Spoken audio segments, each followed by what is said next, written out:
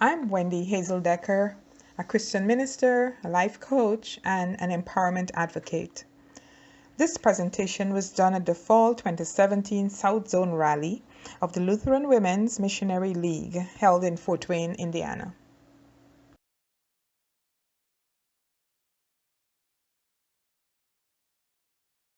This picture reflects the vision God gave to me back in 1990 when I was on my way home from England back to Guyana after studying for 4 years. And the vision was children. I saw children standing behind a locked gate.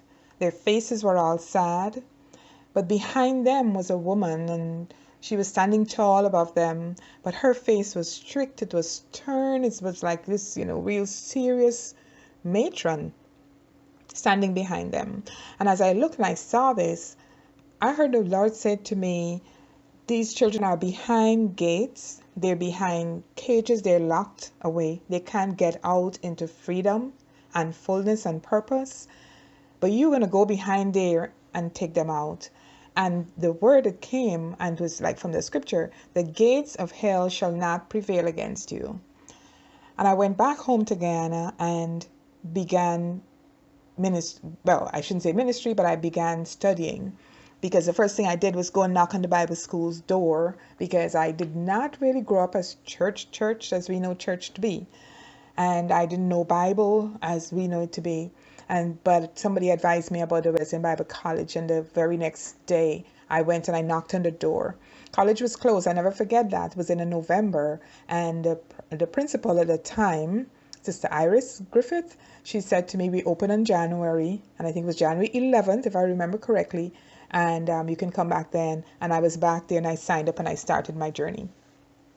And so even before I graduated, I started working in children's ministry, working along with Christian education and Sunday school, and working with the camps. One of the things we notice with the camps is that children will come to camp and they'll be so inspired and so encouraged to follow Jesus and to, walk in that way. But when they go home and we see them back again, it's not the same. And then the revelation came that you need to work with the adults in the lives of the children. And so my path was led to go working now with adults. And so it was mainly mothers, who were in the lives of the children. And I also worked with Sunday school teachers and workers doing training and teaching. But in working with the women in women's ministry, that's where I got into contact with several people, several women. And one of the women that I got in contact with was Vanessa. Vanessa at the time was a young woman, young mother, young wife who was, just making it through life. But she was diagnosed with cancer. At the time, cancer treatment was not available in Guyana. And so Vanessa would do, I could never forget, she's a woman of great faith and determination and purpose. She doesn't give up easily.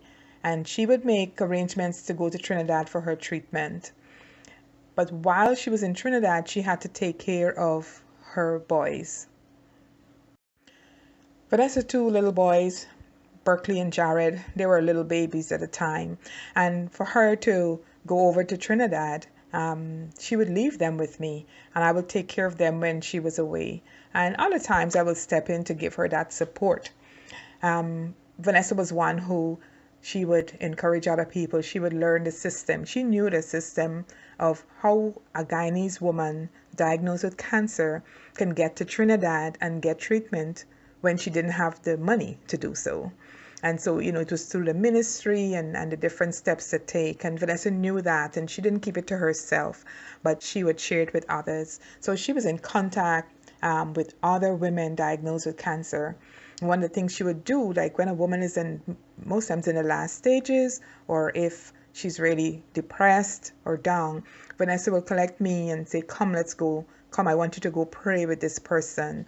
And there have been several cases where Vanessa took me to homes, and we will go into the home and I will pray and counsel and encourage not only the woman diagnosed with cancer, but the family members as well. And then she introduced me to an organization that she got connected with. an amazing organization who's been working in Guyana with persons with cancer, not just women, but also men. The Organization for Social and Health Advancement for Guyana, that we call OSHAG, is the brainchild of Carol Baggett, an amazing woman who has led this organization with great faith, walking in faith. Because one of the things is that OSHAG just really functions on volunteerism and donations. Every year, Carol would organize medical mission trips, where nurses and doctors will go down to Guyana to help the nurses and doctors working with patients diagnosed with cancer. And they're all volunteers. Everything is through volunteerism. As the whatever gifts they get are donations from others, and they're doing an amazing job. One of the things that the volunteer doctors do when they go down is teach, educate. And here we see Dr. Lois doing an education session with local doctors about breast cancer and other cancers, how to treat cancer, and really sharing the latest advances in cancer care and cancer treatment. Not only do volunteer doctors teach, but they also actually do surgeries. So when the team goes down, there's surgeries done at no cost to the local people, which is amazing because treatment for cancer is very costly and beyond the reach of the average Guyanese woman or Guyanese person. Apart from teaching the doctors, nurses went down and taught a group of nurses how to deliver chemotherapy to patients. And that's amazing. As if you can recall, earlier in this presentation, I talked about Vanessa, who had to leave and go to Trinidad. And so those who have the means and know the system, they were able to go to Trinidad and go outside of the country to seek treatment. But now today, treatment is available in Guyana because of the work that OSHAG has done. Medical supplies are donated by donors all over. Also medical equipment. And so there's equipment there for the surgery and for the treatment, and that's amazing. OSHAG works with women and adults diagnosed with cancer and children as well. Here there's a group of children who are living in an orphanage. As you can imagine, some families, the father may not be there. The mom is diagnosed with cancer. She eventually loses the battle, and children are orphaned.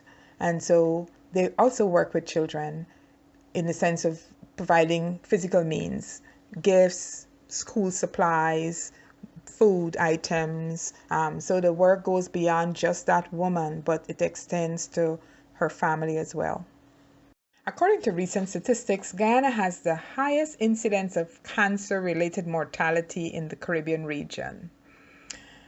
There's a 64.9% incidence rate of cancer in Guyana.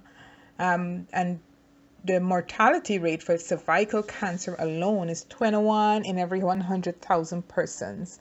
And you need to realize the population in Guyana is like just 750,000. So 21 may seem like a small number for a country, but for a small population, it's significant. One life means something, so much less than 21. One of the things, too, that have been research has shown is that most of the cancer care that's done in Guyana, by the time that person goes to the doctor, by the time that woman sees her doctor, the oncologist, that oncologist is dealing with a stage 3 or stage 4 cancer. And there's different factors that will contribute to that. For one, something like pap smear should be done every year. There's a cost for it. And for that woman in Guyana, that money she has in her hands, probably has to make the decision, should I pay for my pap smear or should I feed my children? And so being diligent about doing your annual pap smear, you find it may not, a large portion of the population may not be doing that.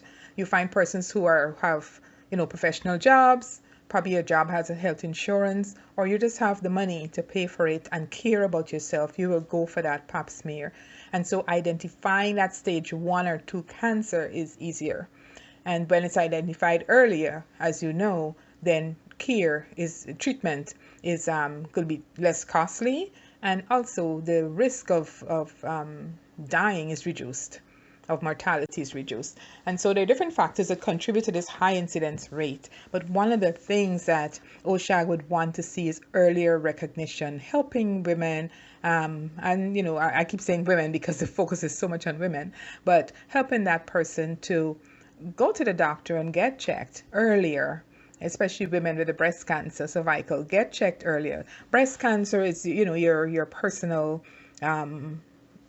checking of your body, and then it's getting to the doctor if you see a lump, recognize a lump, having the mammogram annually or every 2 years, depends on what the doctor is saying, and having a pap smear every year for diagnostic reasons. And one of the things that we really have to look at is how can we get women to do those diagnostic checks? And one is clearly it must be at no cost. Once there's a cost, you a significant section of the population would be eliminated, because making the choice to use your money for diagnostic testing would be a difficult choice to make, especially for the woman with children. And so as we look at these statistics and as we think about ways of reducing it, those are some factors that we would really want to bear in mind. Now, an area of cancer care that OSHAG is looking to develop is in counseling. Counseling women diagnosed with cancer. Now, you must understand that cancer is still a stigmatized disease in countries like Guyana. There will still be persons who will not call the full name. Somebody is sick and somebody's asking the question, what happened? You will hear them talk about the big C. And that big C, for some, it might even be said in hushed tones. So there's a stigma when there's cancer. And we believe that counseling can address the person's experience. Counseling when there's anger at having the disease, when there's a fear of the cancer, because once there's a diagnosis of a cancer, there's a mindset, a connotation of death. I'm dying, this is the end, you know. And going back in time when treatment was not readily available in the country, that was the only option for some people. The cancer comes and you just live out the rest of your life the best you could. And so counseling can help women and persons diagnosed with cancer to how to deal with that fear, how to recognize it, address it. The changes in your body, what's going to happen? Anxiety about your treatment, when you take the treatment, what's going to happen? How do they deal with that? What to expect? Fear of the cancer recurring, because you get the treatment, it goes, life is good, but there's still that fear because you would have heard of stories of others where the cancer came back. Anger at not getting clear answers, understanding what's going on with me. Loss of control, feelings of guilt, wondering if life will ever seem normal again, adapting to the side effects like the fatigue and the tiredness. Counseling, when women are going through those emotional journeys, counseling is going to be really helpful. Counseling women diagnosed with cancer also means addressing their family issues, the relationships in their family, with a spouse who may not understand that this breast maybe has to go, how the family can be supportive, the changes and the role changes. Now, this might have been a woman who has been the matriarch, the mother, she's getting everything done ready. That is going to change because there's going to be a lot of fatigue and tiredness apart from her emotional, what she's going through emotionally and mentally. Talking with the children and helping the children to cope with the changes and the fears, also addressing intimacy and sexuality with relationships in her life. Counseling and support services will explore personal issues, addressing relationships, addressing your career, leisure, what will happen with your job. Some persons, their job might be at risk because of the cancer and the cancer treatment. Clarifying values and goals and priorities, and helping her to make the most of her life, helping her to explore the meaning of cancer, and also to explore spiritual issues, because a lot of it is the person has to be able to also stand on faith, believing in God to heal. Counseling will also confront practical issues like getting information about financial resources, where you can get the monies to help support you as you go through the journey, as that woman goes through her journey. Practical issues like planning how to raise the issue with your doctor, how to talk to a doctor when they go to the doctor's visit, what to say, how to address issues, how to talk to the employers and their co-workers, how to solve transportation, accommodation problems. If she has to travel to the location to get treatment, how to do that. How to obtain information about other resources, and the counseling support services will provide all of this for that woman diagnosed with cancer. And counseling will help her to learn new skills to cope with the stresses of life, changing patterns of living or relationships that are not satisfying.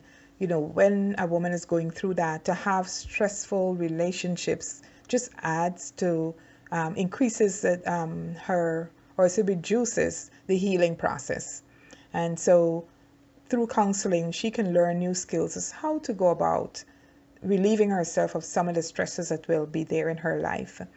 Helping her to make that list of questions to ask the doctor, how to take part, or active part in her treatment decisions, facing the fears and talking about them, accepting help and asking for support from family and friends. One of the things too, as I said earlier, cancer, there's a stigma. And so persons may not be as open and feel as comfortable and safe to openly talk about their sickness, their disease. And then comes, if I'm not talking about what's happening with me, how then do I ask for the help when I need the help? And so through counseling and through some coaching, we can help women to learn the skills, how to communicate what's going on with them and how to ask for the help and get the help they need. Counseling will also help them to set achievable goals and planning of how they're going to reach their goals, their life goals, the things that they want to do, and to reestablish a sense of meaning and purposefulness for their life. So while there are lots of donations and volunteerism for the tangible things, we need to also address the emotional and the mental issues that is going on with women diagnosed with cancer. And, as this slide says, together we can conquer cancer. All it takes is working together. Everyone, someone will be donating equipment, somebody's going to be donating supplies, somebody's going to give their time, somebody's going to be teaching, somebody needs to be counseling, somebody coaching. But if we can all put in, where we can, some persons cannot do any of those where they can give financially. If we can all put it all in, we can help to conquer the effects of cancer in the lives of women in Guyana. The theme of this rally is actions speak louder than words. And indeed, we can all say to that woman, oh, be encouraged, or pray more, or we can say so many things, but our actions can make a significant difference.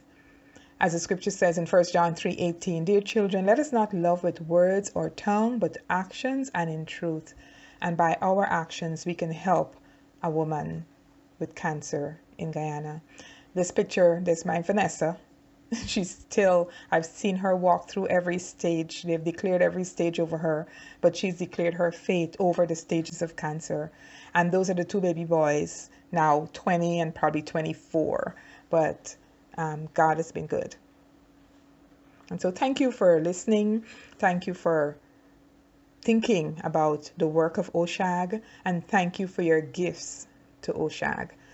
Whatever you want to give as the Lord lays on your heart to give to this organization for the work that they're doing.